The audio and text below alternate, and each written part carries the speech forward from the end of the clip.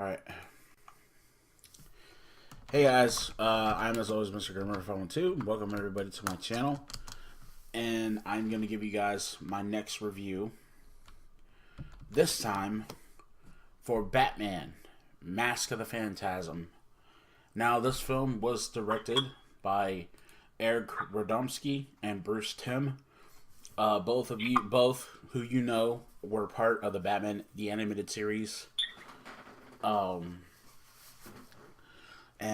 This film, this film was also written. This film was written by Alan Burnett, Paul Dini, Martin Pasco, and Michael Reeves. The story was also written by Alan Burnett. This film stars the phenomenal Kevin Conroy, Mark Hamill, Dana Delaney, Hart Bochner, and the late Abe Vigoda. So, you guys are probably asking, well, Grim, you're doing this one. Why aren't you doing any of the other Batman animated movies? Well, the reason why I'm doing this one is because this was one of my favorite ones. But also, too,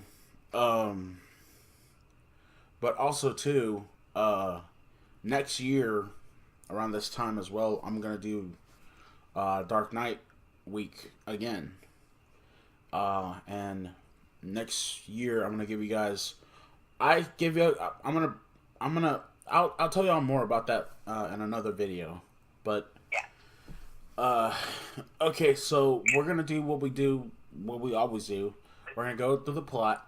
We're going to talk about the, what we thought about the film and stuff like that. And, yeah, so here we go. A young Bruce Wayne meets Andrea Beaumont while visiting his parents' grave, and they form a deep mutual attraction. That night, in one of his first crime-fighting attempts, Bruce foils an armored car robbery, but is discouraged because the criminals did not fear him. Eventually, Bruce decides to abandon his plans to become a vigilante and proposes marriage to Andrea. However, Andrea mysteriously leaves Gotham with her father, businessman Carl Beaumont, ending her engagement in a Dear John letter. Believing he has lost his last chance of having a normal life, Bruce becomes Batman. 10 years later, Batman confronts a group of Gotham crime bosses led by Chucky Soul, who are intending to launder millions of counterfeit dollars in a casino. As Soul escapes to his car, a cloaked figure attacks him. Soul is killed when the figure causes him to drive out the side of the parking garage and crash into a neighboring building. Batman arrives soon after, and bystanders blame him for deliberately causing Soul's death. Councilman Arthur Reeves tells the media that Batman is a menace, despite Commissioner Gordon's protest. Attending a party at Wayne Manor, Reeves teases Bruce for allowing Andrea to leave him. The cloaked figure murders another gangster, Buzz Bronski, in the same cemetery Bruce met Andrea. Batman investigates Bronski's death and wanders to his parents' tombstone. He overhears Andrea talking at her mother's grave, just as she had been when he first met her. She is startled by Batman's appearance, and he flees. Batman finds evidence linking Carl Beaumont with Soul, Bronski, and a third gangster, Salvatore Valestro. He breaks into Valestro's home and discovers a photograph of Bronski, Valestro, Soul, and Beaumont seated at the table. When he visits Andrea to try to get more answers, she rebuffs him, intimating,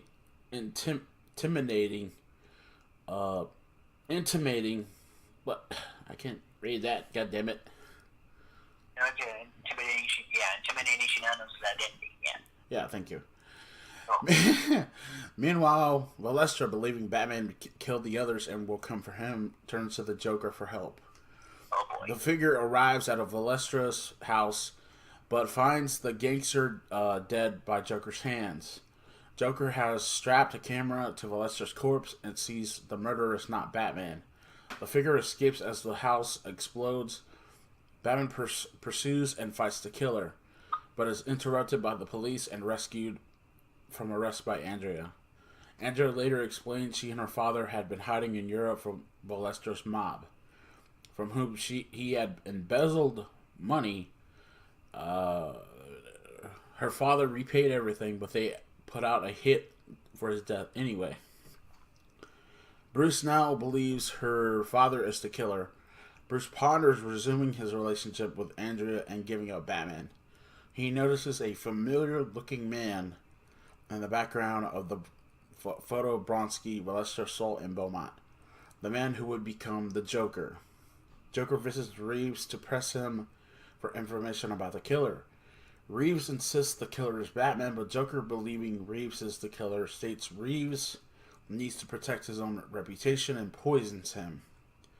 Reeves is taken to the hospital where Batman later breaks in and interrogates him. Reeves confesses he had helped the Beaumonts escape, but later told Lester's mob Carl's location when Carl declined to help fund his first election campaign, leading Batman to realize who the killer truly is. The cloaked figure tracks Joker to his hideout, where Joker reveals that he has also deduced that the killer is Andrea. Intent on avenging her father's death by killing every last surviving member of Lester's mob with all the others dead, Joker is the last one alive, and is the one who carried out the hit on her father. Joker fights her, but just before he can kill Andrea, Batman arrives and begs Andrea to give up her quest. She refuses and disappears. Batman and the Joker battle to a stalemate. Moments later, Andrea returns and seizes Joker, bidding Batman goodbye before vanishing with a maniacal laughing clown. We're going to get to that part later. Oh, yeah. The amusement park erupts in a series of explosions and Batman barely escapes. Alfred later consoles Bruce, telling him that no one could have helped Andrea. Bruce finds her locket containing a picture of himself and Andrea in the Batcave. Meanwhile, Andrea departs from Gotham alone on an ocean liner, feeling completely lost. Batman stands on top of a Gotham building when the bat signal appears in the sky and swings into the night to continue his war on crime, thus ending Batman, Mask of the Phantasm. That's correct. That is correct. All right, so we need to talk about this. We need to talk about this movie. All right. Yeah.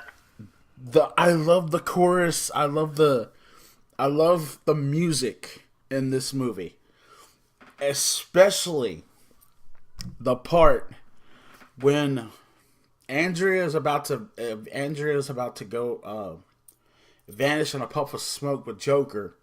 You're hearing the Joker laughing like a madman while this chorus from hell is playing. And it has to be the most epic fucking scene in the history in this damn movie.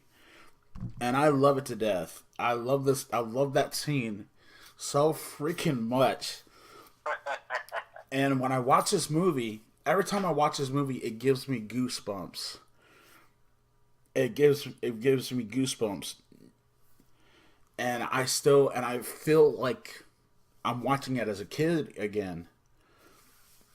And I love, this has to be one of the greatest animated films from DC in the history of DC Entertainment. And yeah, I'm gonna let Dark Knight 987 tell his side of what he thinks about this movie. Go ahead, man. Thanks, man. It may surprise you out there that back when this came out, which was in 1993. Now, I was growing up in the 90s. Now, it may surprise you that I never seen this when it came out a long time ago, but I have now. And I do own it here on Blu-ray. No lie, Dave. I found the Blu-ray copy at a half-price bookstore here where I live, which is in Austin, Texas. Mm-hmm. And so I actually watched this film, and I saw that scene that he was talking about. I felt the same way. I mean, I got those same goosebumps that he did,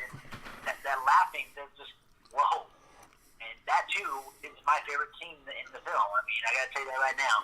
And of course, seeing this unknown killer who's killing these mobsters, and I'm thinking it's Batman, but Batman likes to attack in the dark, and they're thinking it's Batman. Like, wait a second here, but we all know it's somebody else that's doing this. Yeah. And what really, at the end of the movie, when it's revealed to be the daughter of, and I would have thought it was going to be the father that was doing it, but it turns out it was the daughter after all, and it just, I tell you what, to me, that's just a good mystery that mystery in this film about that. So I quite enjoyed that. I thought it was good. My friend told me, my friend here, Grim told me all about this movie, and like I said before, as a kid I never saw it, but now that I have seen it, this movie is just, it's one hell of a movie, and I thought it was good. Like I said, the best animation. It reminds me of watching the animated series on TV as a kid. So I felt like a kid too watching this film.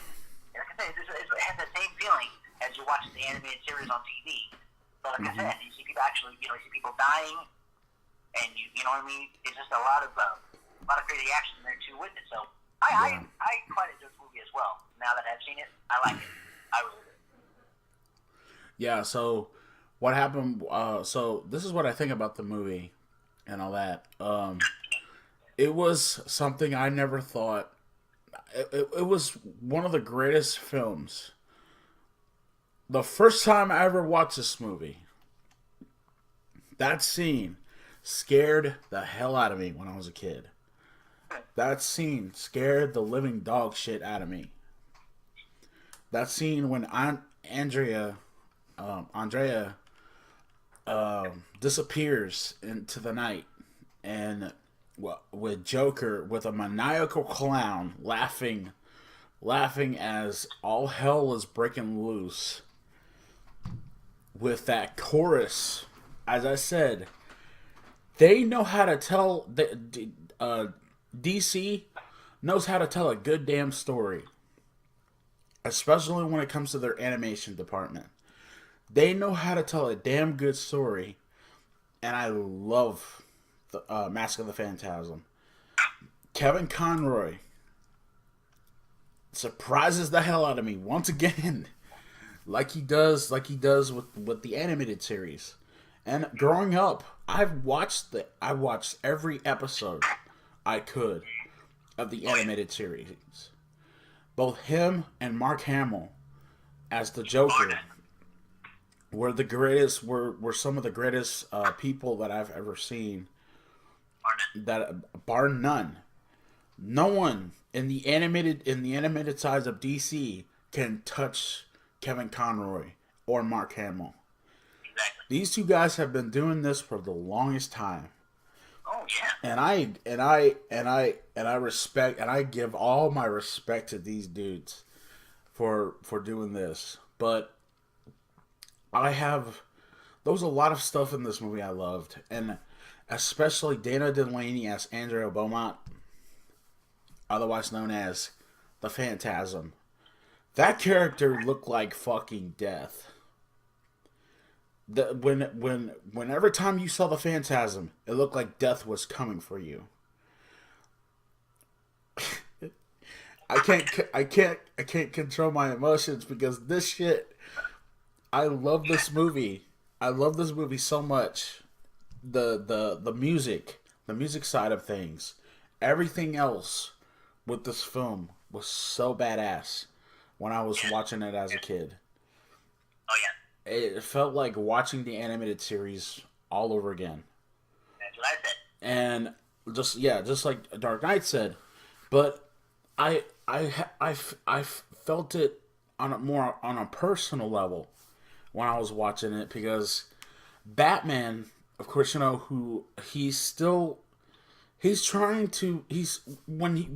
we see him, he's still trying to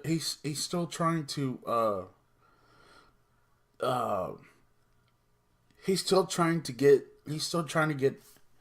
the attention of his father. He's trying to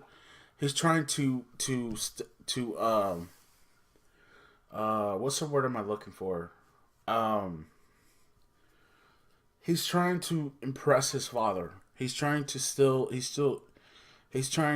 the good son that he always was. He's trying to, even though his father is gone now with his mother, uh, Bruce has no idea what to do anymore. He lost the only two people that he ever loved. You know what I mean? So, and it's still, and man, this, I can't say enough. I can't say enough about this film. I love Mark Hamill as the Joker. Again, Mark Hamill is plays the Joker to a T, and I love what he did with the character since then. Um, I love what he did with the character since then, and some of the time he still goes. Some of the time he whenever he's at conventions and stuff like that, he always brings that character out. He always brings that the Joker character that he made famous all those years ago in '93. He always he Mark Hamill surprised every time he keeps surprising me every time he does what he has to do.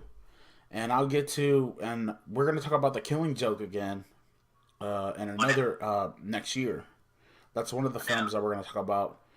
One of the most controversial films of 2016. We're going to talk about that again. This time I'm going to have Dark Knight 97 with me when we talk about that movie.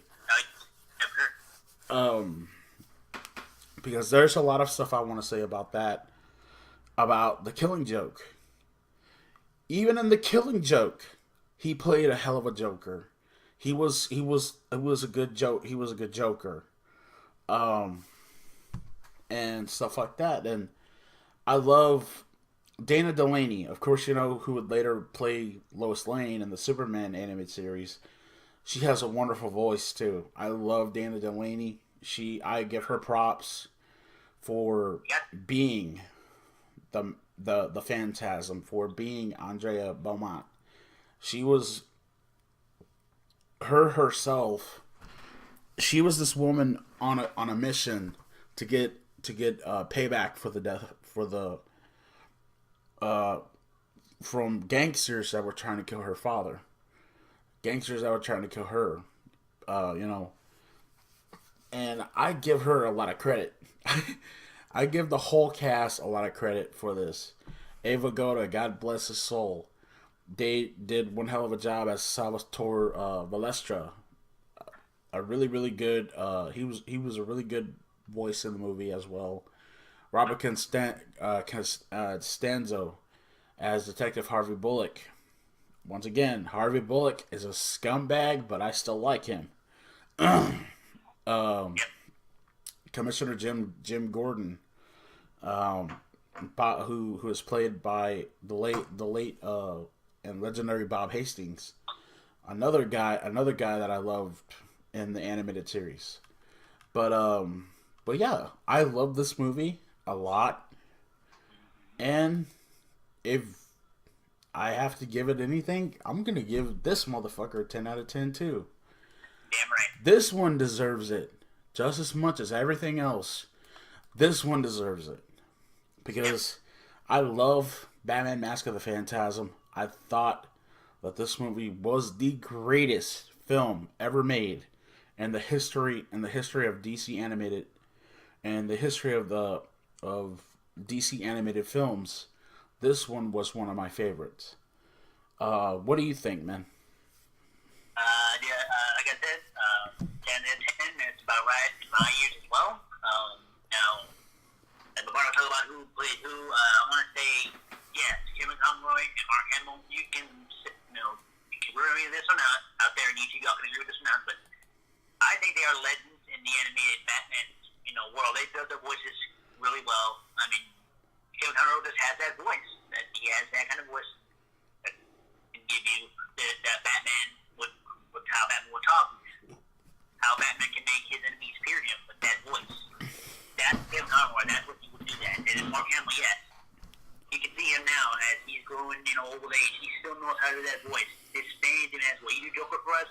And no doubt, I've seen videos on YouTube. You can also look him up, put Mark Hamill Joker, and watch him where he interviews. Comic Con he appears at. You can see him do Joker labs. I mean, the guy still has it. You know, he made a great Joker. In my eyes, Mark Hamill did a great Joker. And those of you may know Mark Hamill was also Luke Skywalker in Star Wars. Of course, that's also what he's also famously known for. But to Batman fans, he'll always be known as that maniacal clown, the clown prince of crime, the Joker. So I say those two are legends are legends when it comes to the animation and voice acting for Batman. Yeah. Those two, bar none, make a great Batman, a hero, and a villain. Man, a villain. One guy for a hero, one guy for a villain. To a T, they know how to really make the story believable where the hero is fighting the villain. You know what I'm saying? That's what those two are known for. And of course, I got to give Miss Delaney her as well. She did a great job. And my partner said, give her props. I'm giving her props too. So, damn right. 10 out of 10 is what we give this. This is what our opinion. If you haven't seen this, guys, please, we recommend that you watch this. This came out pick this mother. Yeah. Yeah. Oh, sorry, man. Pick this motherfucker on Blu-ray. If you have not seen this movie, for God's sakes, pick this son of a bitch up on Blu-ray. Yeah. This is one of the greatest Batman animated features in the history of DC. And bar fucking none. I love this movie. I think that this is actually better than Sub-Zero. This one is actually better than Batman Sub-Zero. But I'm gonna talk to you guys about why I think that in another video for when I talk about Batman Sub-Zero. I don't get me wrong, I love Batman Sub-Zero, but I had some problems with it when I was a kid. But I will talk about that another day. But as for right now, this one, I love this one so much. This is one of the most legendary Batman animated features in the history of DC, bar none. I know I keep repeating myself, and I know I sound like a broken record, but god damn it. No one could touch Mark Hamill. No one could touch Kevin Conroy. These two guys are one of the greatest fucking voice actors in the history of voice acting. And it shows so freaking much in this movie. It shows so freaking much in Batman Mask of the Phantasm. That's why I give this movie a 10 out of 10. Dark Knight agrees with me. But I want to hear what you guys have to say. I want to hear what you guys have to say about the situation. Let us know in the comments down below. What if you liked Batman Mask of the Phantasm? Let us know in the comment section down below. If you didn't, let me know why. Why you hated it. Because I don't see no reason to hate this movie. It may have some issues, but as far as that goes, this movie's still one hell of a good movie. So as far as that goes, that's going to be it for me for right now. I am, as always, Mr. Grimreaper 2 with Dark Knight 97. And we'll see you all in the afterlife. Peace.